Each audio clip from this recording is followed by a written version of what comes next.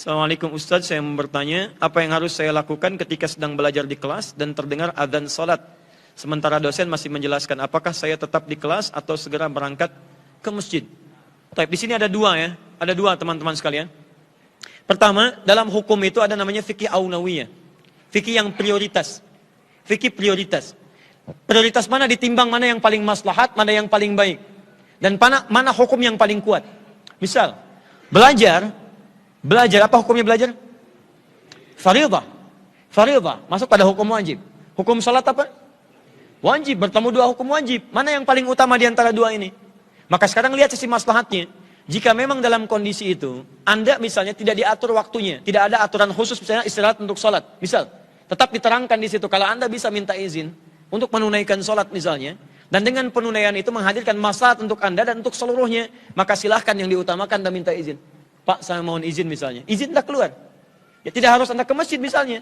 Kalau dengan ke masjid justru misalnya menghadirkan hal-hal yang tidak maslahat. Misal, mohon maaf, jarak masjid dengan kelas cukup jauh. Waktunya tertunda cukup banyak misalnya. Anda tunaikan di ruang yang lain, Anda tunaikan salat, Anda kembali. Itu bisa dikerjakan.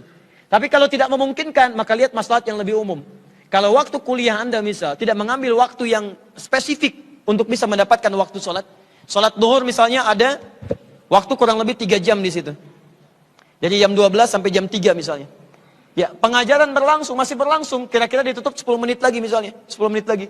Yang kalau Anda pamit, Anda kembali, pelajaran akan selesai. Banyak maslahat yang Anda tidak dapatkan di situ. Maka di sini Anda niatkan untuk misalnya mengakhirkan sholat dengan kondisi menyempurnakan dulu ini selesai, dan langsung Anda kerjakan sholat. Paham di sini? Karena maslahat di sini lebih utama dibandingkan dengan maslahat Anda sendirian. Waktu salatnya masih ada di situ dan Anda telah berniat untuk menunaikannya. Yang sekiranya Anda pergi ke sini, Anda kehilangan beberapa hal yang tentunya ada beberapa yang tidak menjadi maslahat bagi kehidupan Anda. Jadi bagi kampus Anda, bagi pelajaran Anda, kemudian bagi maslahat kehidupan Anda. Nah, dalam hal yang demikian, Anda bisa mengambil hukum yang kedua. Apa hukum kedua itu?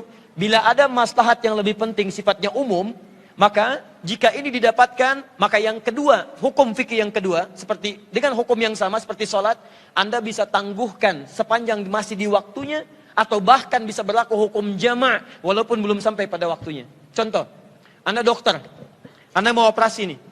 Operasinya dilakukan di waktu zuhur, selesainya waktu maghrib, waktu asar akan lewat. Begitu kemudian Anda tunaikan zuhur, Anda tidak jama' dengan asar misalnya. Maaf, Anda lakukan tindakan, Anda bedah. Begitu muncul waktu asar, Allahu Akbar, Allahu Akbar. Maaf ya, sudah adzan, saya mau sholat dulu. Masya Allah, sholat.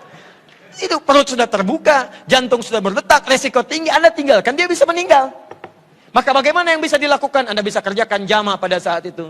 Anda lakukan saat zuhur, jama' dengan asarnya. Begitu Anda kerjakan jama', tunaikan operasi sampai menjelang maghribnya. Asar lewat, tapi sholat asar bisa digunakan. Itu yang dimaksudkan fikih aulawiyah, fikih prioritas. Jika ada maslahat penting yang memang tidak bisa ditinggalkan pada saat itu. Paham? Baik. Misal, ada waktu sholat duha dengan rapat. Rapatnya penting sifatnya. Dahulukan mana? Duha dulu atau rapat dulu? Ingat, kesolehan sosial lebih didahulukan dibandingkan dengan kesolehan individual. Jelas? Kecuali kayak tadi, kalau diizinkan untuk Anda pamit, menunaikan sholat, atau bahkan Anda ngajak dosennya sekalian sebelum menunaikan pelajarannya. Pak, boleh nggak kita sepakat Pak? Kelasnya maju sedikit waktunya, setelah itu waktu sholat kita sholat bersama-sama. Bapak kalau bisa jadi imam Pak. Masya Allah. Mudah-mudahan ilmunya berkah dan Allah ridhai untuk Bapak insya Allah. Masya Allah, luar biasa. Menurut saya sepanjang beliau muslim, insya Allah akan ada getaran dalam jiwanya. Saya nggak enak kalau jadi imam. Saya kan imam di kelas, imam di masjid, kamu saja. Masya Allah. Nama kamu siapa? Saya Torik Pak. Ya udah baca surat At-Torik nanti ya. Masya Allah.